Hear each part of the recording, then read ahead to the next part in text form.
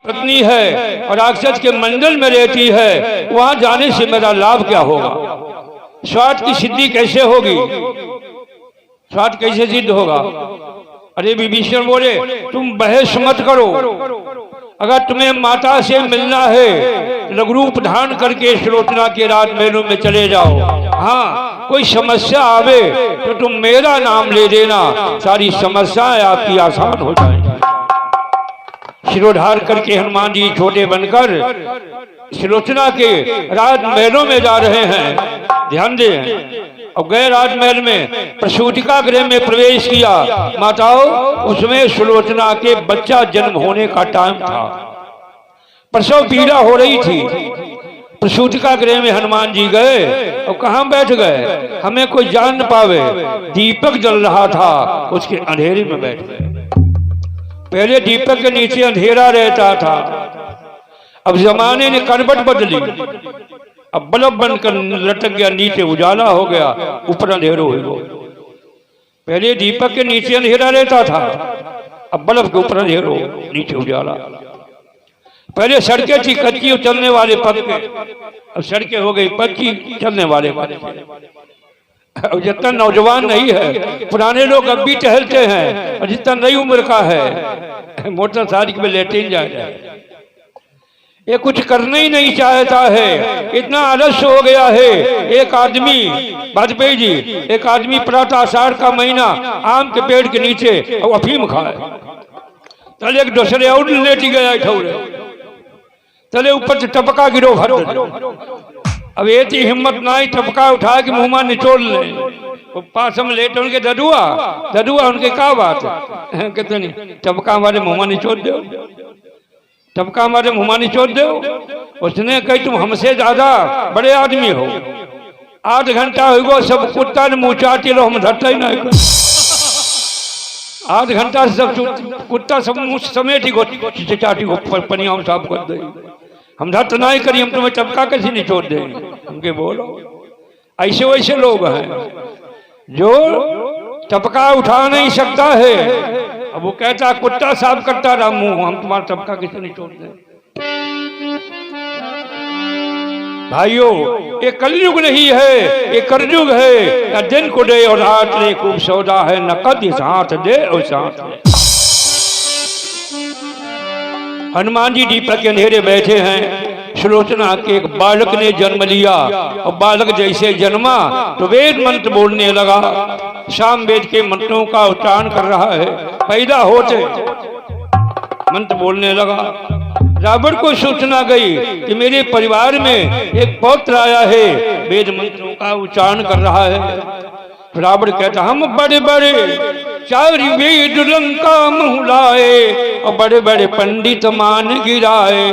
तिन्हें के कुल जन्म ये बालक, वेद शास्त्र को जो संचालक। अपनी चंद्रहा तलवार लेकर रावण प्रसूतिका गृह के मेन गेट पे खड़ा हुआ, बालक का दर्शन करने आया। तो बालक बोला बाबा, तब बालक बोले असबानी, अब बाबा तो मने या बात न जानी।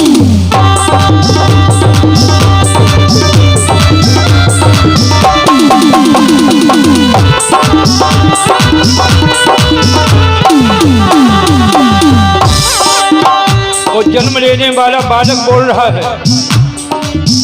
ए बाबा तुम नहीं जान पाए हो, एक काम करो, अगर अपनी लंका को बचाना चाहते हो और परिवार को बचाना चाहते हो और तुम भी बचना चाहते हो तो एक काम करो,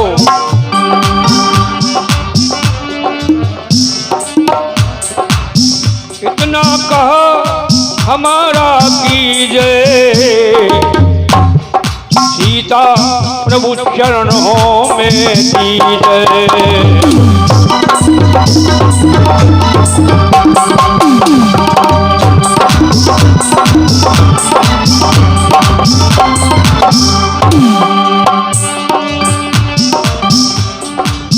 जो ना मन मानी हो बात हमारी, निश्चर वंश की हुई है हानि।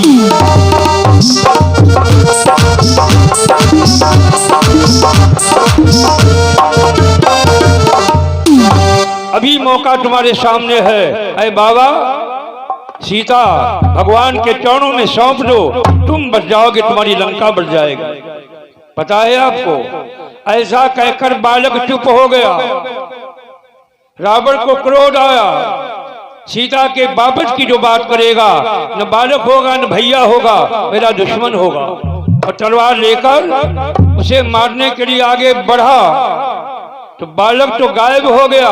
वो होनी था, होनी बनकर रावण को संदेश देने आया था, गायब हो गया। हनुमान कान लगे, हमारो यहाँ आई बोई बेका, मेरे होते हुए यदि बालक को मारा गया तो मुझे कलंक लग जाएगा। तो हनुमान जी मालूम क्या कर रहे हैं? दिया के अंधेरे में बैठे बैठे अपना एरियल बढ़ाओ। दीपक के अंधेरे बैठे बैठे अपना एरियल बढ़ाया। एरियल जानते हो क्या है? पूंछ। एरियल बढ़ाया, झट दीन हो लंगूल बढ़ाई, रावण बांधी लियो कबीराई, रावण बांधी लियो कबीराई।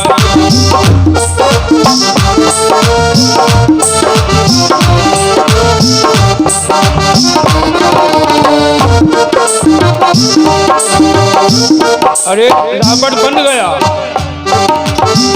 हनुमान धीरे धीरे पूंछ खींच रहे हैं, इसका गोसे गोसा शरीर का टूट रहा है। बोला अब नहीं बचूंगा। रावण कहता हवा भी चली नहीं, वायु के झोंके भी आए नहीं, पृथ्वी में कंपन भी नहीं हुआ। हम बन कैसे गए? कंपन भूमि न मरुत विषेका, अत्र नयन देखा।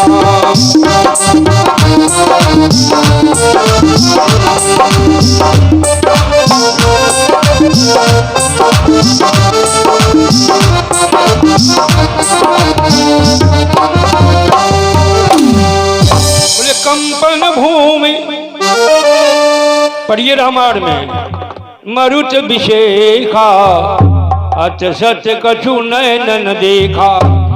मुझे बांध कौन रहा है? जो दिया गढ़ेरे में हनुमान जी बैठे थे, मुझे कई नहीं करे, केवल पूंछ बांध रही है।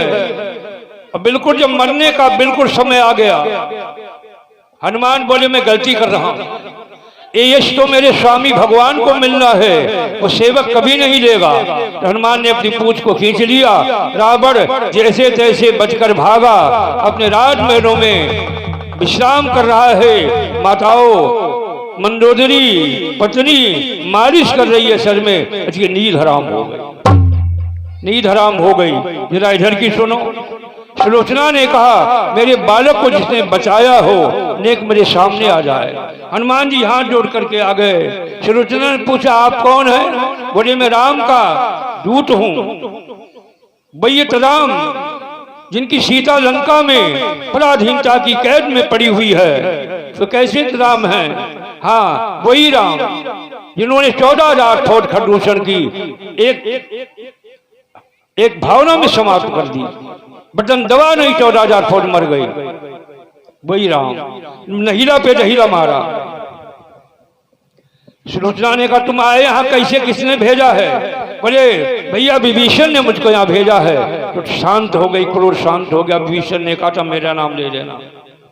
तुम क्या चाहते हो, कैसे आए हो? बोले मैं सीता माँ को देखने आया हूँ। साध्वी ने कहा ऐसे सीता नहीं मिलेगी, जहाँ बिठाला है राक्षियों का पहरा लगा है, माया का